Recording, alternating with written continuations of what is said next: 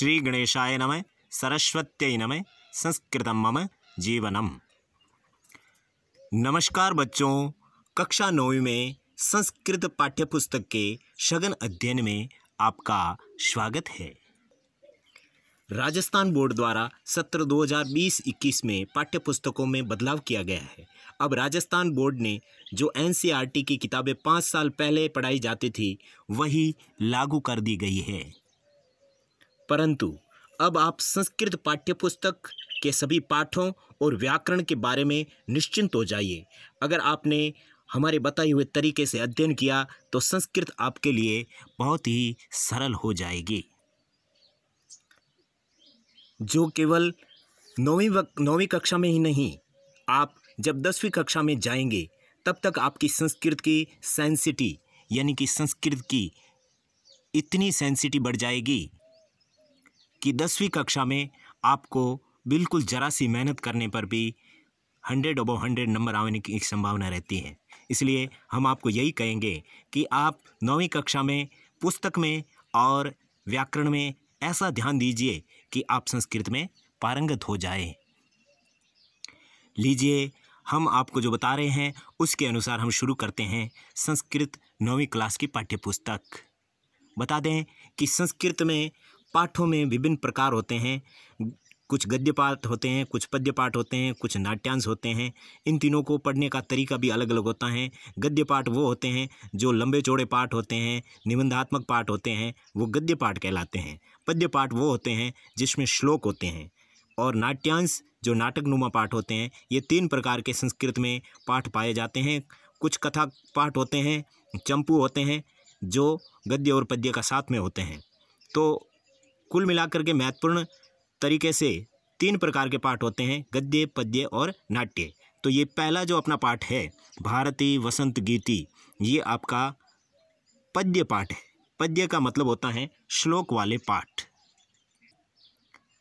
तो पहला पाठ आपका श्लोक वाला है, तो हम पहले ही आपको तरीका बता दें कि श्लोक वाले पाठ को कैसे पढ़ा जाता है। श्लोक वाले पाठों में श्लोक को पूरा पढ़ करके उसका बाद में हिंदी बोल देना, भावार्थ बोल देना, ये तरीका बिल्कुल ही हार्मफुल है, बहुत ही नुकसानदायक है।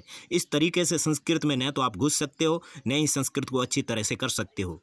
हमारी कहने का मतलब ये है कि श्लोक को पढ़ने का जो अच्छा तरीका है और श्लोक को पढ़ने से हमें जो बेनिफिट हो सकता है, संस्कृत में हम पारंगत हो सकते हैं, वो तरीका ये है कि सबसे पहले श्लोक के टुकड़े करो। श्लोक में अगर 5 या 6 शब्द है तो उस 5 या 6 शब्दों में 10 या 12 शब्द विद्यमान है, तो सारे शब्द अलग अलग करना, टुकड़े करना, सारे शब्दों का संधि विच्छेद समास विग्रह करके उसको अलग अलग करना, सबसे पहला काम।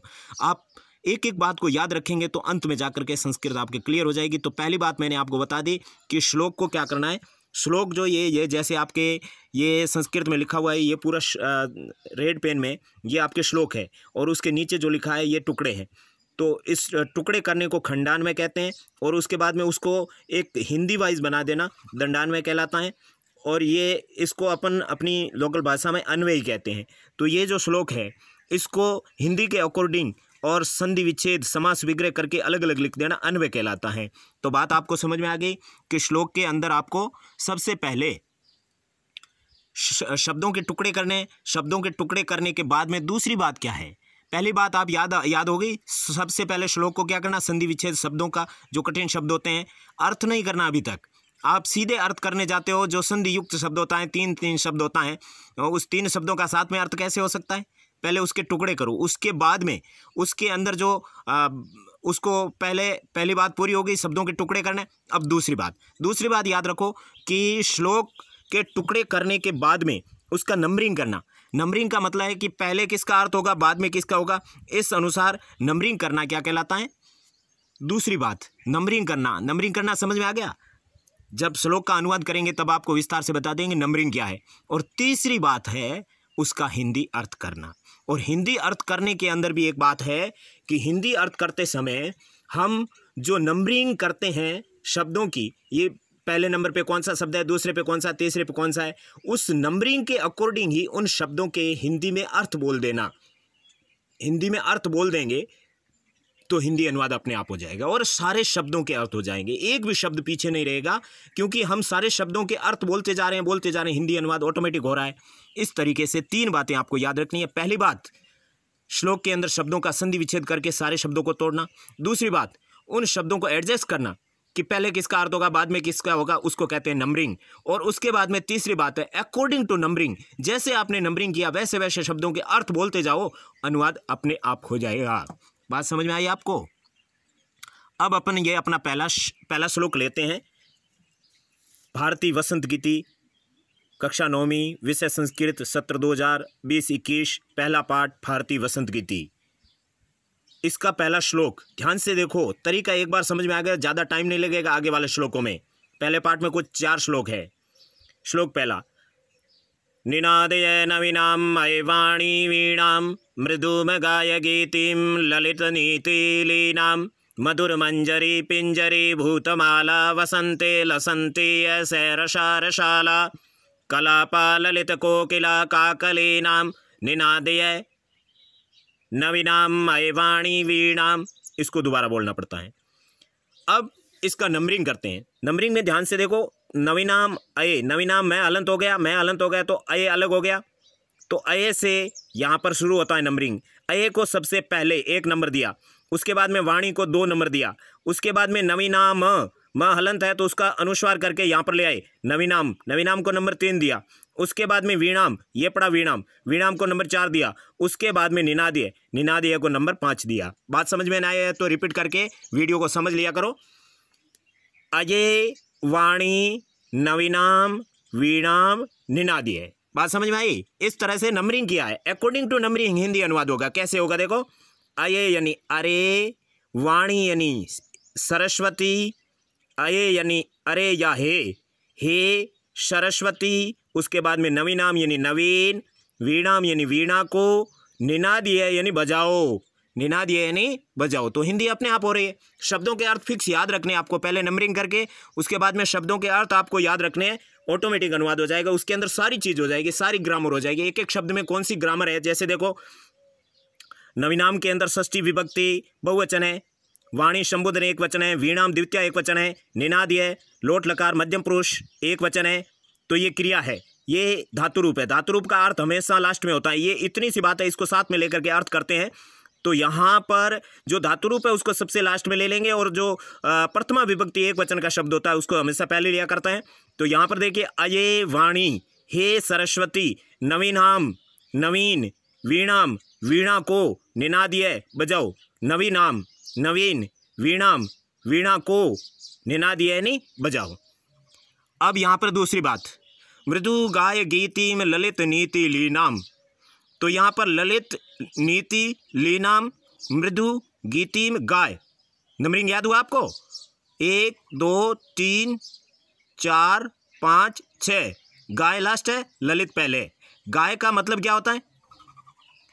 नहीं, जो गाय हमारी माता वो नहीं, गाय के अंदर गई धातु है। धातु का मतलब क्रिया, वर्ब। वर्ब का जब रूप चलता है तो लोट लकार मध्यम पुरुष एक वचन में गाय, ऑर्डर दिया जाता है वहाँ पर, इस तरह से लोट लकार आता है। तो यहाँ ललित नीति लीनाम मृदु गीतिम गाय। अब इसका हिंदी ट्रांसलेट देखो, नंबरिंग आपको याद हो गया, नहीं हुआ तो वीडियो रिपीट करके देख लो। ललित यानी सुंदर, नीति यानी नीतियों से, लीनाम यानी परिपूर्ण, मृदु यानी मधुर, गीतिम यानी गीत, गाय यानी गाओ। सुंदर, नीतियों से, परिपूर्ण, मधुर गीतों को गाओ। अब सरस्वती को ये बात बता दी। अब अपने हिंदी अनुवाद भी साथ में आ रहा है, सेंस भी समझ में आ रहा है, बात भी समझ में आ रही है, और शब्दों के अर्थ भी हो रहे हैं, विभक्तियाँ भी पता चल रही है कि कौन सी किस में कौन सी विभक्ति है। अब देखिए, मधुर मंजरी पिंजरी भूतमाला वसंते लसंते सैरशा रशाला, ये जो लाइन है इस पूरी लाइन का साथ में अर्थ होगा। लेकिन सबसे पहले आपको बताया ना, शब्दों को अलग अलग करना, सारे शब्द अलग अलग है। आगे वाले पाठों में बहुत हार्ड श्लोक आएंगे, इसलिए यहाँ पर आपने ये प्रयोग नहीं सीखा तो आने वाले सभी पाठों के अंदर आपको बहुत प्रॉब्लम आएगी। प्रॉब्लम क्या आती है? श्लोक देखा, हिंदी ट्रांसलेट रटा, परीक्षा में लिख दिया, नंबर आ गए, पास हो गए। अरे इसमें आपके पास क्या रहा? आपने अपने पास में क्या रखा? अगर ये तरीका सीख लोगे तो जिंदगी भर कोई भी श्लोक का कोई भी शास्त्र का श्लोक आपके सामने होगा तो आप बिना किसी टीचर के, बिना किसी सहायता के ऑटोमेटिक उसका अनुवाद कर सकते हो। तो चलिए दूसरी लाइन में, मधुर मंजरी पिंजरी भूतमाला वसंते लसंती है सैरसा रसाला। तो आपको ये लसंती है दिख रहा है, ल स आधा न, ती बड़ा और ह, तो ती बड़ा है तो उसके अंदर ई की मात्रा है बड़ी, ई की मात्रा दीर्घ संधि से 2 टुकड़े हो गए ई के, एक ई त के अंदर ही रह गया तो लसंती बन गया, लसंती, और एक ई ह के साथ जुड़ गया तो ईह बन गया, लसंती ई है, लसंती ई है। उसके बाद में देखिए अब इसका नंबरिंग करते हैं। इस पूरी लाइन के अंदर आपको दिख रहा है ई है से अनुवाद शुरू होगा, इस लाइन का ई है से अनुवाद शुरू होगा। ई है क्या है? अव्यय है। अव्यय वो होता है जिसका न तो शब्द रूप चलता है न धातु रूप चलता है। अब लसंती, लसंती क्रिया है, धातु रूप है, वर्ब है, जो वाक्य के सेंटेंस के लास्ट में आती हैं। तो ई से अनुवाद इस लाइन का शुरू होगा और लसंती से खत्म होगा। अब आप देख सकते हो कि श्लोक के अंदर एज इट इज शब्दों का बिना नंबरिंग किए हम अनुवाद नहीं कर सकते हैं। तो यहाँ पर ई है वसंते, ई है वसंते, मैं नंबरिंग कर रहा हूँ। ई है नंबर 1, वसंते नंबर 2, मधुर मंजरी पिंजरी भूतमाला, उसके बाद में सैरसा लसाला लसंती, यानी कि ई और वसंते को उल्टा चलना है। ई है और वसंते को, ई है सबसे पहले, वसंते नंबर 2 पे और लसंती को लास्ट में बोलना, बाकी सब कंटिन्यू बोलना है। नंबरिंग हो गया। देखो ई है वसंते, मधुर मंजरी पिंजरी भूतमाला सैरसा रसाला और लसंती। अब इसका हिंदी अनुवाद करते हैं।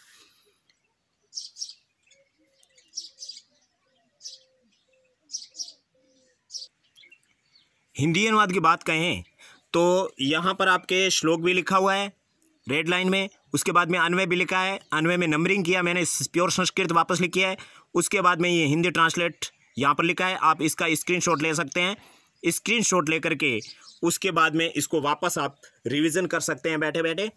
अब देखिए ये जो हिंदी अनुवाद है, यहाँ जो लिखा है उसको मैं वहीं बोल रहा हूँ। यहाँ जो अन्वय और अनुवाद लिखा है वो केवल आपके प्रैक्टिस के लिए लिखा है, बाकी हम श्लोक के अंदर ही पूरी बातें कर सकते हैं। अब देखिए अनुवाद, अये वाणी नवीनाम वीणा, अये वाणी नवीनाम वीणाम निनाद्य, हे सरस्वती नवीन वीणा को बजाओ, हे सरस्वती नवीन वीणा को बजाओ, सुंदर नीतियों से परिपूर्ण मधुर गीत को गाओ।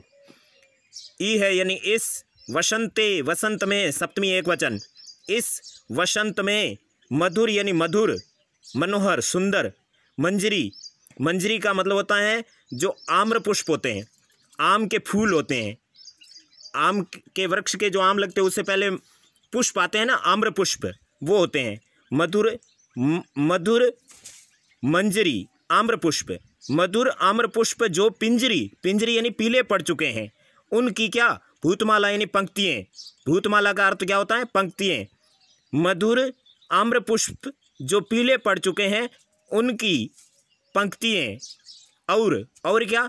सैरसा रस वाले, रसा यानी रस, सै यानी वाले, साथ में सैरसा यानी रस वाले, रसाला, रसाला यानी आम, बहुवचन है, प्रथमा बहुवचन है, रसाल का मतलब आम होता है, रस वाले आम लसंती यानी सुशोभित हो रहे हैं। लाइन पूरी होगी। दोबारा सिर्फ हिंदी पे ध्यान रखें, संस्कृत पे अंगुली रखें। इस वसंत में मधुर आम्र पुष्प जो पीले पड़ चुके हैं उनकी पंक्तियां और रस वाले आम सुशोभित हो रहे हैं। ये लाइन क्लियर होगी। अब नेक्स्ट लाइन, कलापा ललित कोकिला काकली नाम। अब यहाँ पर ललित का पहले होगा, फिर कोकिला, फिर काकली नाम, कलापा, उसके बाद में निनाद या नवीनाम अय वाणी वीणाम, इस लाइन का वापस हो जाएगा। ललित यानी सुंदर, कोकिला यानी कोयलों की, काकली नाम यानी कूजन, सुंदर कोयलों की कूजन, सुंदर कोयले, काकली नाम यानी कूजन करती हुई, कूजन का मतलब कोयल जो बोलती है उसको कूजन कहते हैं, सुंदर कोयले कूजन करती हुई, कलापा यानी समूह बनाकर रहती हैं, कूजन ध्वनि के साथ समूह बनाकर रहती है, समूह बनाती हुई सुंदर लग रही है, कलापा का मतलब हो गया। अब निनाद है नवीनाम अय वाणी वीणाम, अय वाणी वीणाम यानी हे सरस्वती नवीन वीणा को बजाओ। अब लेते हैं दूसरा श्लोक। दूसरे श्लोक के अंदर ये आपके लिखा है, वहति मंदम मंदम शरीरे समीरे कलिंदात्मजाया सवानीर तीरे नताम पंक्ति मालोक्य मधुमाधवीनाम अयवाणी नवीनाम वीणाम निनादिये। तो यहाँ कलिंदात्मजाया, कलिंद प्लस आत्मजाया दीर्घ संधि से अलग हो गया, जाया के बाद में या कलिंदात्मजाया आधे से का विसर्ग बन गया, तो यहाँ कलिंदात्मजाया बन गया।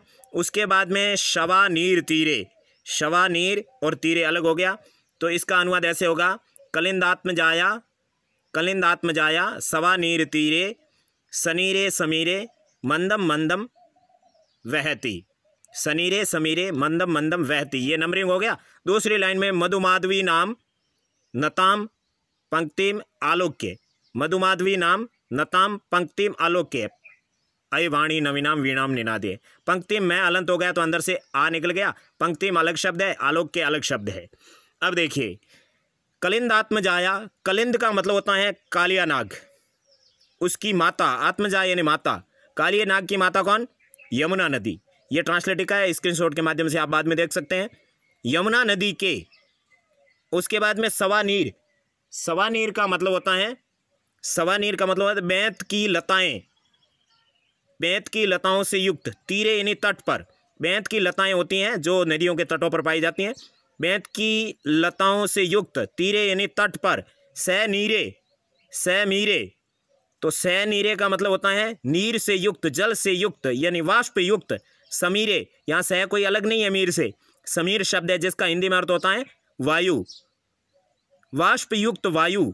मंदम मंदम यानी धीरे धीरे, वहती यानी बहती है। पहली लाइन क्लियर हुई, दोबारा सिर्फ हिंदी बोल रहा हूं। यमुना नदी के बेंत की लताओं से युक्त तट पर वाष्प युक्त वायु धीरे धीरे बहती है। अब अगली लाइन में मैंने आपको बताया मधुमाधवी नाम, मधुमाधवी नाम का मतलब होता है मालती लताओं से, मालती लताओं की, मालती लताओं की, ओ की क्यों आया? क्योंकि षष्ठी बहुवचन है, की का के की कहां पर आता है? षष्ठी में। तो मधुमाधवी नाम षष्ठी विभक्ति बहुवचन है, उसका अर्थ क्या होगा? का के की। तो मालती लताओं की, नताम पंक्तिम, नताम के अंदर द्वितीय एक वचन, पंक्तिम के अंदर भी द्वितीय एक वचन। तो द्वितीय में कौन सा अर्थ होता है? कर्म कारक होता है, को अर्थ होता है। नताम यानी झुकी हुई, पंक्तिम यानी पंक्ति को, झुकी हुई को, पंक्ति हुई को, ये तो सीधा अर्थ होता है। लेकिन दोनों के अंदर द्वितीय एक वचन है तो एक लास्ट वाली का अर्थ होगा, ये विशेषण, ये विशेष्य, तो विशेष्य के अंदर को जुड़ेगा, इसके अंदर नहीं जुड़ेगा। तो नताम यानी झुकी हुई, पंक्ति में यानी पंक्ति को, झुकी हुई पंक्ति को, आलोक्य यानी देखकर, आलोक्य के अंदर लेप प्रत्यय जिसका मतलब होता है करके, आलोक्य यानी देखकर, मालती लताओं की झुकी हुई पंक्ति को देखकर, अयवाणी नवीनाम वीणाम निनादिये, हे सरस्वती नवीन वीणा को बजाओ। अब मैं पूरा अर्थ बोल रहा हूं। यमुना नदी के बेंत की लताओं से युक्त तट पर वाष्प युक्त वायु धीरे धीरे बहती है और मालती लताओं की झुकी हुई पंक्ति को देखकर हे सरस्वती नवीन वीणा को बजाओ। अब आता है आपका तीसरा श्लोक। ललित पल्लवे पादपे पुष्प पुंजे मलये मारुतो चुंबिते मंजुकुंजे स्वनतिम ततिम प्रेक्ष्य मलिनाम अलिनाम अयवाणी वीणाम। तो यहाँ पर जो आपका नंबरिंग है वो है ललित पल्लवे पादपे पुष्प पुंजे, पुष्प पुंजे तक तो सेम आ गया, ललित पल्लवे पादपे पुष्प पुंजे, उसके बाद में मंजू कुंजे यहाँ पर आ गया। और ये तो आपका श्लोक है और ये अन्वय है, ये आपके बुक्स में है और यही आपको परीक्षा में दिया जाएगा, इसका ही आपको ये अन्वय करना है और इसका ही आपको ट्रांसलेट करना है। इसलिए इसमें ही आपको अन्वय बनाना है और इसमें ही आपको अनुवाद बनाना है, श्लोक में ही आपको अन्वय बनाना है और श्लोक में ही अनुवाद बनाना है। ये तो यहाँ पर अभ्यास के लिए लिखे हुए हैं, बाकी इसी के आधार पर आपको हमेशा कोशिश करनी चाहिए। ललित पल्लवे पादपे पुष्प पुंजे, ललित पल्लवे पादपे पुष्प पुंजे, उसके बाद में मंजू कुंजे यहाँ पर आ गया। फिर मलय, मलय को अलग कर दिया, मारुतो का मारुतः बन गया, चुंबिते अलग आ गया। तो मलय मारुतो चुंबित है, यहाँ पर एक ही शब्द, एक ही लाइन के नीचे तीन शब्द लटके हुए, मलय है, मारुता है, चुंबित है, तीनों का अलग अलग अर्थ होता है। ललित पल्लवे पादपे पुष्प पुंजे मंजु कुंजे मलय मारुतः चुंबिते, इस तरह से इसका ट्रांसलेट होगा। उसके बाद में स्वैनंतिम, देखो स्वैनंतिम, यहाँ पर स्वनंती के बाद में आदने का आदम बन गया, ठीक है ना। तो आदम बन गया, संधि विच्छेद हुआ तो आदम यहाँ पर पढ़ाइए, तो स्वैनंतिम अलग बन गया। उसके बाद में ततिम, तती आदम ततिम, ये ततिम देखो, ये ततिम, इसमें का क्या बन गया, अनुस्वार बन गया। तो ततिम अलग है, उसका अलग जगह अर्थ होगा प्रेक्ष्य, ये पड़ा प्रेक्ष्य। ततिम के जस्ट बाद में प्रेक्ष्य का अर्थ होता है, तो इसको संधि विच्छेद से अलग भी कर दिया। तो यहाँ पर 3 शब्द है, स्वैनंतिम, स्वैनंतिम, ततिम, प्रेक्ष्य। तो स्वैनंतिम के बाद में ततिम, फिर प्रेक्ष्य, फिर मलिनाम, मलिनाम में अलंत हुआ, फिर अलिनाम, अलिनाम के बाद अयवाणी, नवीनाम वीणाम निनाद्य सेम आ जाएगा, अयवाणी नवीनाम वीणाम निनाद्य, ये अन्वय यहाँ पर पड़ा है। अब आप देख लीजिए, ललित पल्लवे पादवे पुष्प पुंजे मंजू कुंजे मलय मारुतो चुंबिते, ये तो आपको याद हो गया। इस पूरी लाइन के बाद में आएगा स्वैनंतिम, स्वैनंतिम, उसके बाद में मलिनाम अलिनाम, मलिनाम अलिनाम, ततिम प्रेक्ष्य, मलिनाम अलिनाम कंटिन्यूज, ततिम प्रेक्ष्य कंटिन्यूज। उसके बाद में अयवाणी नवीनाम वीणाम निनाद्य का अर्थ होगा। अब इसका हिंदी ट्रांसलेट करते हैं। ललित यानी सुंदर, पल्लवे यानी पत्तों पर, वृक्षों के जो पत्ते होते हैं ना उस पर, सुंदर पत्तों पर, पादपे यानी पौधों पर, पुष्प पुंजे यानी फूलों के गुच्छों पर, पुष्प यानी फूलों के, पुंजे यानी गुच्छों पर, फूलों के गुच्छों पर, पुष्पाणाम पुंजे, षष्ठी तत्पुरुष समास है इसमें, पुष्पाणाम पुंजे, फूलों के गुच्छों पर। और फूलों के गुच्छा होता है ना, बहुत सारे फूल साथ में, उसको क्या बोलते हैं, हाँ फुलझड़ी, फूलों के गुच्छों यानी फुलझड़ी पर क्यों आ रहा है, क्योंकि सब में सप्तमी है, सप्तमी में अधिकरण कारक होता है, और अधिकरण कारक का अर्थ होता है में या पर। तो ललित पल्लवे पादपे पुष्प पुंजे, सुंदर पत्तों पर, पौधों पर, फूलों के गुच्छों अर्थात फुलझड़ी पर, मलय मारुतः चुंबित, इसका बाद में होगा मंजू कुंजे, मंजू का मतलब सुंदर होता है, कुंज का मतलब क्या होता है, कुंज का मतलब ऐसा स्थान जहां पर उसके ऊपर ऊपर लताएं बेल होती है, बहुत सारी बेल की छाया, बेलों की छाया, लताओं की छायादार स्थान होता है ना, लताओं का छायादार स्थान, उसको क्या बोलते हैं, कुंज। तो मंजू कुंज यानी सुंदर कुंजों पर, सुंदर कुंजों पर। मलय, मलय का मतलब होता है चंदन वाली, मारुत, मारुत यानी हवा, हवा से, चुंबित यानी स्पर्श किया हुआ, हवा वाली, वायु द्वारा स्पर्श किए हुए। स्वैनंतिम, स्वैनंतिम का मतलब होता है आवाज करती हुई या गुंजन करती हुई। मलिनाम अलिनाम, मलिन मतलब काले, मलिन मतलब काले, अलिनाम यानी भौरों की, काले भौरों की। मलिनाम अलिनाम दोनों के अंदर षष्ठी बहुवचन है, मलिनाम विशेषण है, अलिनाम विशेष्य है। विशेषण और विशेष्य में सेम विभक्ति होती है, तो उसका अर्थ भी सेम होता है। मलिनाम षष्ठी बहुवचन, अलिनाम षष्ठी बहुवचन, अली का मतलब भौरा होता है, अलिनाम ली बड़ा हो जाता है षष्ठी बहुवचन में, काले भौरों की। अब अनुवाद पे ध्यान देते हैं, बीच बीच में आपको व्याकरण बताते हैं, कंफ्यूज नहीं होना। स्वैनंतिम यानी आवाज करती हुई, मलिनाम यानी काले, अलिनाम यानी भौरों की, ततिम यानी पंक्ति को, ततिम का मतलब क्या होगा, पंक्ति, भौरों की पंक्ति को, प्रेक्ष्य यानी देखकर, प्रेक्ष्य यानी देखकर। अयवाणी नवीनाम वीणाम निनाद्य, हे सरस्वती नवीन वीणा को बजाओ। अब मैं पूरे का हिंदी ट्रांसलेट बोल रहा हूँ, सिर्फ संस्कृत पे ध्यान दे। सुंदर पत्तों पर, पौधों पर, फूलों के गुच्छों अर्थात फुलझड़ी पर, सुंदर लताओं के छायादार स्थानों पर, चंदन के वायु द्वारा स्पर्श किए हुए, आवाज करती हुई काले भौरों की पंक्ति को देखकर, हे सरस्वती नवीन वीणा को बजाओ। अब है अपना चौथा और अंतिम श्लोक। लतानाम नितांतम शुभम शांतिशीलम चलेत उच्छलेत कांत सलिलम सैलीलम तवाकर्ण्य वीणाम आदिनाम नदीनाम अयवाणी नवीनाम वीणाम निनाद्य।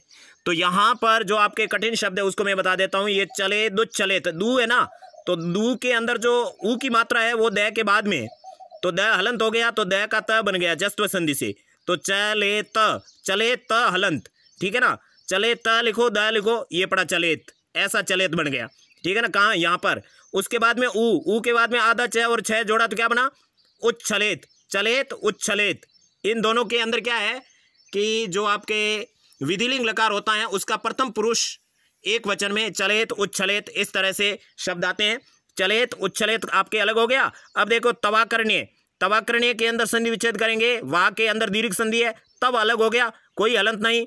तब देख लो स्टार्टिंग में पढ़ाइए, तब ऐसा यहाँ पर आ गया। और आकरणीय, आकरणीय कहाँ पर आएगा? आकरणीय आपके, आकरणीय ये पढ़ा, आकरणीय के अंदर आ उपसर्ग कर्ण धातु और लेप प्रत्यय है। लेप प्रत्यय है, तीन वर्ड है, आ उपसर्ग कर्ण धातु और लेप प्रत्यय। तो आकरणीय अलग हो गया, उसके बाद तब आकरणीय अलग हो गया। आपने शब्द अभी तोड़ रहे हो, वीणाम अधिनाम, वीणाम मैं अलंत हुआ, मैं अलंत हुआ तो अंदर से क्या निकला? अधिनाम, वीणाम अधिनाम। इस तरह से ये शब्दों को अलग कर दिया। अब नंबरिंग करते हैं। सबसे पहले देखो तीनों लाइन है, तीनों लाइन में सबसे पहले तब का अर्थ बोलेंगे, तब जाकर के सही हिंदी बैठेगी। तब के बाद में अधिनाम, अधिनाम, देखो ये तब अधिनाम, ये नंबरिंग किया हुआ है, स्क्रीनशॉट लेकर के बाद में आप देख सकते हो। तब अधिनाम, उसके बाद में वीणाम, ये पड़ा वीणाम, तब अधिनाम वीणाम, फिर आकरणीय, आकरणीय, तब अधिनाम वीणाम आकरणीय। इसकी तरफ मत देखो, इसकी तरफ देखो और याद करो। तब अधिनाम वीणाम आकरणीय, तब अधिनाम वीणाम आकरणीय। अब ये बात हो गई। उसके बाद में लता नाम नितांतम शांतिशीलम, ये पढ़ा यहाँ पे, यहाँ से सीधा कहाँ पर आना है? यहाँ पर लता नाम नितांतम शांतिशीलम शुमम चलेत, लता नाम नितांतम शांतिशीलम सुमम चलेत। उसके बाद में नदी नाम, चलेत तक एक बात पूरी हो गई। ये क्या क्रिया है? धातु रूप आती है, एक बात पूरी हो जाती है। फिर नदी नाम, नदी नाम षष्ठी बहुवचन है। कांत सलीलम सैलीलम, सलीलम में ली छोटा है, सैलीलम में ली बड़ा है।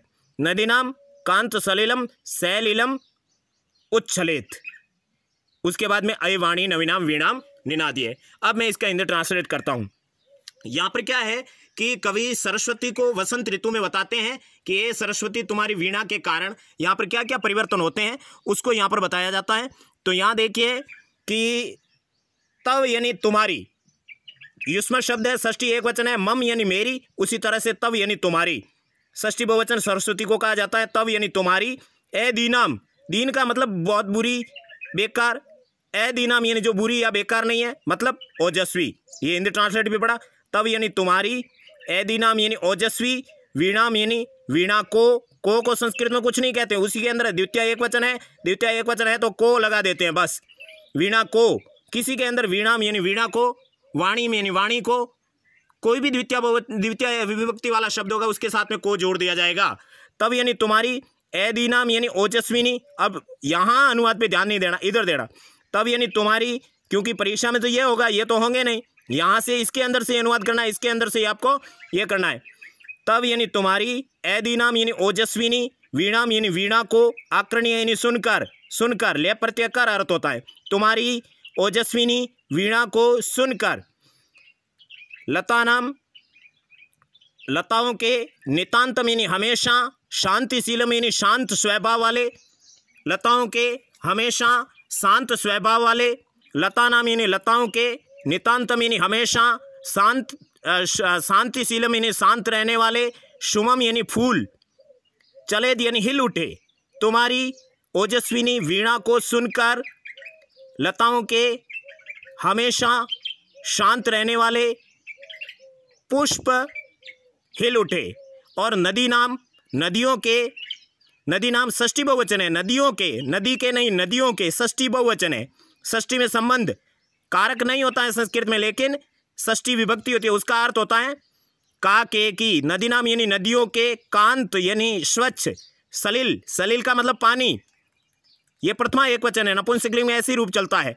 सलिलम यानी पानी, नदियों का स्वच्छ पानी। सैलीलम, लीला सहित यानी खेल करता हुआ। उच्छलेत यानी उछल पड़े, उच्छलेत यानी उछल पड़े। तुम्हारी ओजस्विनी वीणा को सुनकर, लताओं के हमेशा शांत रहने वाले पुष्प उछल पड़े, मतलब हिल उठे, चलेत यानी हिल उठे। और नदियों का स्वच्छ पानी क्रीड़ा करता हुआ उछल पड़े। इसलिए हे सरस्वती अपनी नवीन वीणा को बजाओ। प्यारे बच्चों, हम एक बार फिर आपको याद दिला देते हैं कि हमने इस आधे घंटे में जो संस्कृत पढ़ाई है वो हमने थोड़ी अच्छे तरीके से पढ़ाने की तो कोशिश की है, लेकिन हमारा तरीका क्या है कि हमारे सामने जो भी स्टूडेंट बैठा है उसको हम हाथों हाथ सब कुछ याद करा देते हैं। तो इसके अंदर विभक्ति, वचन, पुरुष सब कुछ है। इसी तरह से आप हमारे आगे से आगे वीडियो देखते रहेंगे तो आपको सब कुछ माजरा समझ में आ जाएगा कि संस्कृत में आकर होता क्या है। इसलिए हमेशा इसी तरह से हमारी वीडियो को देखते रहे, आगे भी व्याकरण आपको करवाते रहेंगे। इसी के साथ में बहुत बहुत धन्यवाद। Thank you very much.